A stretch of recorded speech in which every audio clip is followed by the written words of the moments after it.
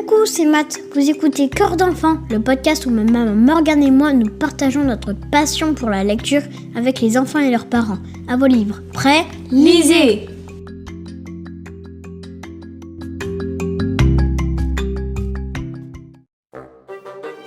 Aujourd'hui, on vous présente une série de BD de 5 tomes, La Brigade des Souvenirs de Carbone, Sissimia et Marco. Aux éditions Dupuis peut se lire dès 9 ans. Les héros sont 3 adolescents, Tania, Alban et Théo. À chaque tome, le trio vit une nouvelle aventure. Le groupe de copains qui mène une vie ordinaire et vit à la fois des aventures, c'est un format qui parle à tout le monde et qui marche toujours. Les parents qui ont grandi avec les Goonies savent de quoi je parle. Dans cette série, les ados vont résoudre des mystères. Sa singularité, c'est que la fiction rejoint la réalité, puisque chaque tome parle d'un événement de l'histoire avec un grand H. On vous fait un résumé de chaque BD dans l'ordre. Dans la lettre de Toinette, nos héros découvrent les échanges épistolaires entre 2 amoureux, séparés par la Première Guerre mondiale. Mon île adorée nous révèle l'affaire des enfants de la Creuse.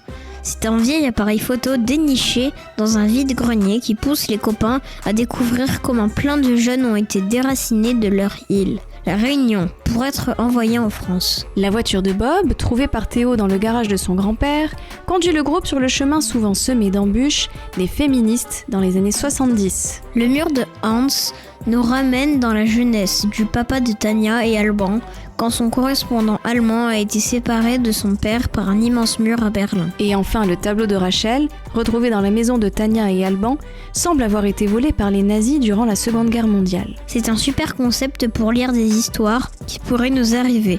Du coup, on se sent proche des personnages.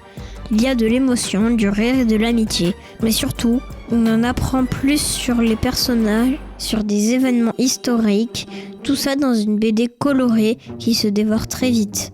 Cette série est faite autant pour les enfants que pour les adultes. Au milieu de l'histoire du trio, on nous présente des flashbacks du passé, reconnaissables grâce aux couleurs sépia et aux cases un peu floues. À la fin de chaque tome, il y a un carnet documentaire qui nous donne des informations pour mieux comprendre les événements découverts par Tania, Alban et Théo. Quel est ton tome préféré ? Le premier, la lettre de Toinette, parce qu'on fait connaissance avec les héros et qu'ils cherchent des informations vraiment partout. Ils découvrent une boîte métallique qui contient de vieilles lettres par hasard dans une vieille maison. Alors, ils cherchent le destinataire. Un article dans le journal les conduit à la maison de retraite. Au fur et à mesure, ils prennent parfois la mauvaise piste. Heureusement, la grand-mère de Tania et Alban les aide. Un employé des archives départementales aussi. Même l'oncle de Théo participe grâce à ses connaissances de brocanteur. En fait, autour de ces 3 ados qui mènent l'enquête, c'est plusieurs personnes qui se prennent au jeu. Vous l'aurez compris, ces 3 grands curieux sont les maîtres de l'investigation. Et ils auront besoin de toutes leurs ressources pour dénicher et comprendre des secrets de famille. En plus d'accompagner le trio dans ses enquêtes, nous avons la sensation de faire partie de la bande au fil des tomes. Nous suivons leur évolution, leur amitié et peut-être un peu plus. Peut-être un peu plus.